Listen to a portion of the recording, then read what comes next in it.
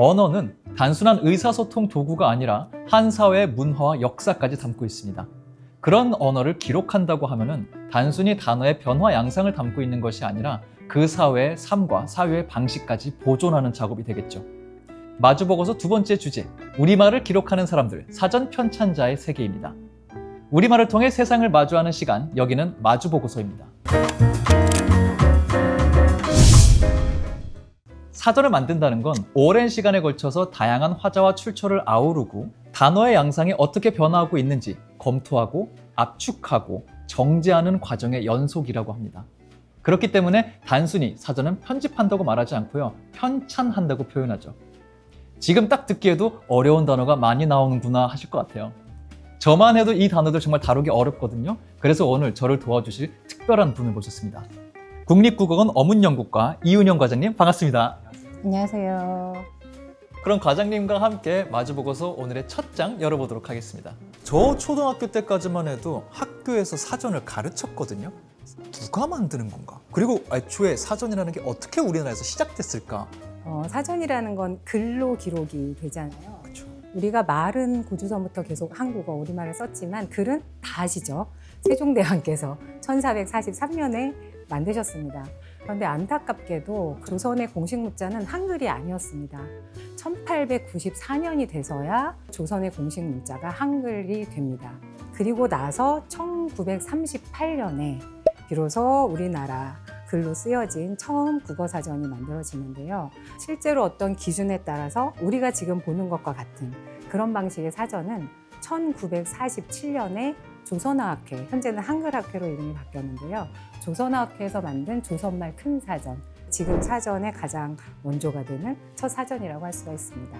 우리 글이 만들어지고 나서 사전이 나올 때까지도 한 500년 가까이가 걸렸네? 작업은 일제강점기 시기부터 시작돼 있었던 건가요? 맞습니다. 오히려 일제강점기 때 우리 말과 글을 보존해야 했다는 생각이 강해진 겁니다. 후반부로 들어가면서 우리 말과 글을 좀 못 쓰게 하는 일들이 많았고, 그러다 보니 우리 지식인이나 국어학자들이 이러다간 우리 귀한 말과 글이 사라지겠다라는 위기의식을 느끼셨던 거죠. 1929년에 이런 분들이 모여서 조선어 사전 편찬회라는 것을 하나 만들게 됩니다. 그래서 사전을 편찬을 시작했고요. 그거보다 조금 더 앞서서 실은 그 말모이라고 혹시 들어보셨죠? 네네. 예, 영화도 있었고요. 예, 주시경 선생님과 그 제자들이 1911년에 위기의식으로 사전 편찬을 시작을 합니다. 그런데 주시경 선생님이 1914년에 돌아가셔요. 그러면서 이 사전 편찬 작업이 좀 중단이 되게 되는 겁니다. 그러다가 말씀드렸던 29년에 다시 한번 해보자 해서 그 말모이 원고를 가져다가 다시 사전을 편찬하기 시작한 거죠. 그 밑겁이 좀 됐던 거군요. 네, 맞습니다. 예.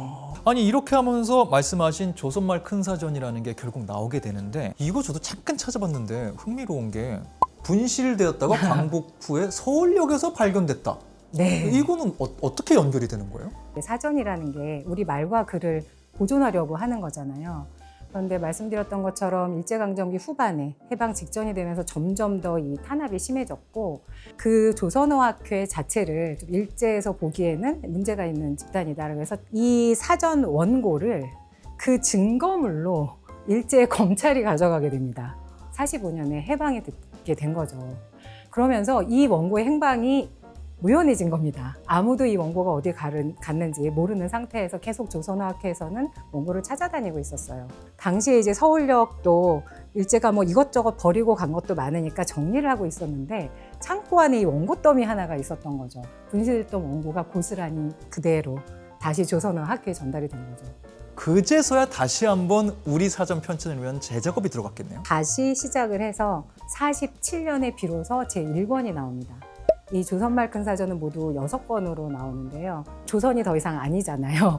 그래서 이름도 조선어학회가 한글학회로 이름을 바꾸고 57년에, 그러니까 만 10년 만에 6권이 모두 완간이 됩니다. 굉장히 재미난 우리 사전의 역사가 있는 것 같은데, 현재 사전의 얘기도 좀 해보고 싶어요. 아무래도 이 사전을 만드는 일은 거의 지금 많이 사라진 상태고요. 실제로 그래서 현재 지속적으로 사전을 관리하면서 만들고 있는 데는 국립국어원에서 만든 표준국어 대사전이 있고, 그리고 아무래도 학계에서 만든 게 있습니다. 그래서 연대에서 만든 연세 한국어 사전이 있고, 고려대에서 만든 고려대 한국어 대사전. 지금 제가 알기로는 좀 큰 사전으로는 그 정도가 있는 상태고요. 국가 차원에서 우리 사전을 계속 관리하는 거 어떤 의미를 좀 갖고 있을까요? 그런데 우리나라는 아까 말씀드렸다시피 사전과 맞춤법 자체가 일제강점기에 생겼고, 아무리 맞춤법이 있다 그래도 사람들이 그걸 잘 알지도 못하고 많이 못 썼던 상황이었어요. 그래서 그러다 보니까 국가에서 좀 빠른 시간 내에 이런 것을 정비해서 교과서도 만들고 교육도 해야 돼서 국가에서 이런 부분에 관심을 가지게 된 거고요. 그리고 이제 또 하나 더 중요한 것은 처음에도 말씀하셨던 것처럼 우리 문화 중에 가장 대표적인 게 실은 한글 또 우리 말이라고 얘기를 하지 않습니까? 말도 계속해서 기록하고 보존하고 그것을 후세에 또 남겨야 하는 거예요. 그렇다면 그거는 국가가 해야 될 일이 맞게 되는 거죠. 그래서 우리말을 계속해서 기록하고 보존하고 다듬는다는 측면에서 우리말을 가장 잘 담고 있는 사전을 관리하는 것도 국가에서 할 일이라고 생각해서 저희 국립국어원이 계속 그 작업을 하고 있습니다. 사전이라는 개념의 어떤 본질적인 부분과 또 우리 문화의 특수성이 정말 다 담겨 있는 것 같아요. 사전 편찬자는 사전 만드시는 분들이지 라고 외부적으로 표현할 수 있을 것 같은데, 사전 편찬자는 어떤 작업을 하는 사람이다 라고 설명할 수 있을까요?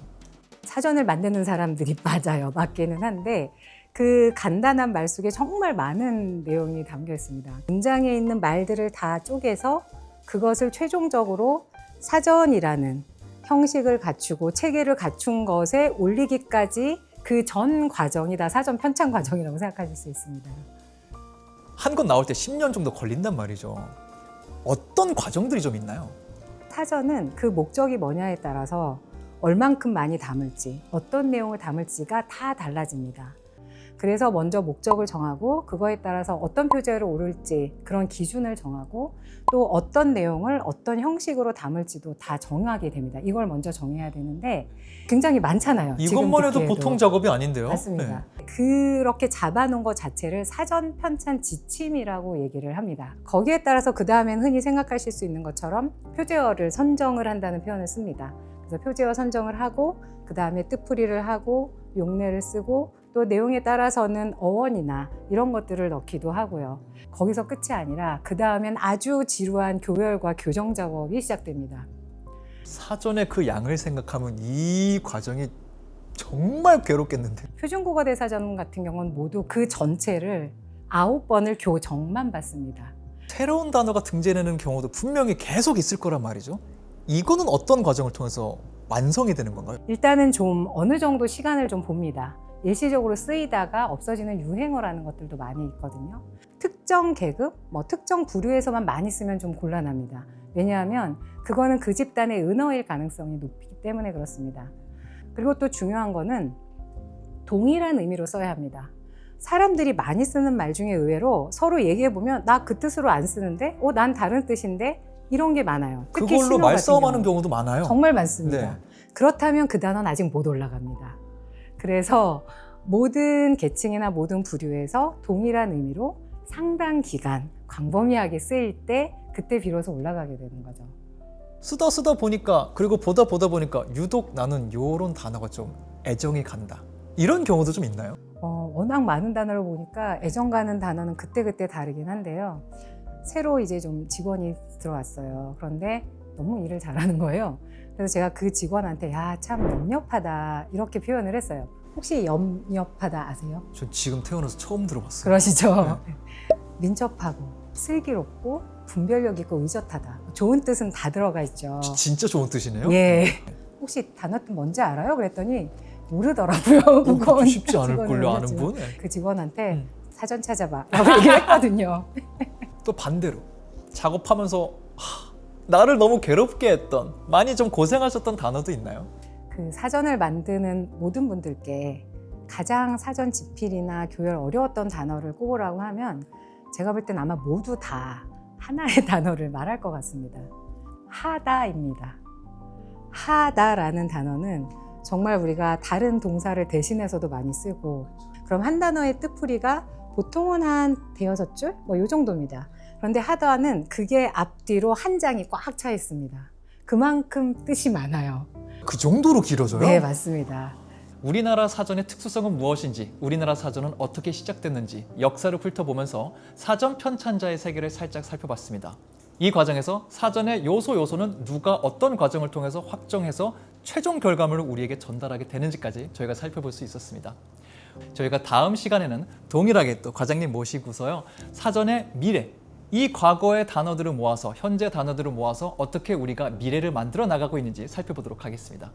마주보고서 오늘 여기서 인사드리도록 하겠습니다. 감사합니다. 실은 편찬자의 입장에서는 네. 좋은 점이 훨씬 많습니다. 그 가장 대표적인 게 그 네. 수정의 용이성입니다. 저희들이 어떤 변화를 해야 될지를 현재 많이 모색하고 있습니다. 은퇴할 때까지 쉼 없이 계속 일하셔야 되는구나 라는 생각을 좀 했고요.